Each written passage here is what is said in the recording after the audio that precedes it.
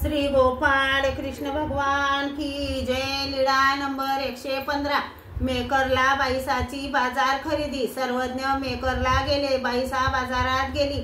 वाणी दुकानदाराने बाईसाला मान सन्मानाने बसण्यासाठी सांगितले। गिराईक पाठवल्यानंतर विचारले, बाई सांगा तुम्हाला काय पाहिजे?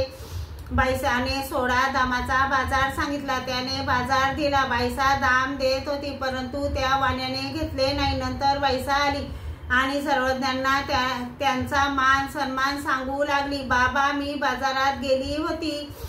दुकानदाराने मला बसायला सांगितले। गिराईक पाठवल्यानंतर मला 16 दामाचा बाजार दिला व मी पैसे देऊ लागली तर त्यांनी ते घेतले नाहीत। यावर सर्वज्ञांनी सांगितले, बाई तुमच्या पात्रतेच्या मानाने एवढे दान काय थोर झाले? बाईसाने सांगितले, जीजी मला असे होऊ नये, अर्थात माझ्यासाठी असे मान सन्मानाचे योग येऊ नयेत। सर्वज्ञांनी सांगितले, बाई तुमच्या बाबतीत आता येथून पुढे असा योग आम्ही येऊ देणार नाही। श्री गोपाळ कृष्ण भगवान की जय।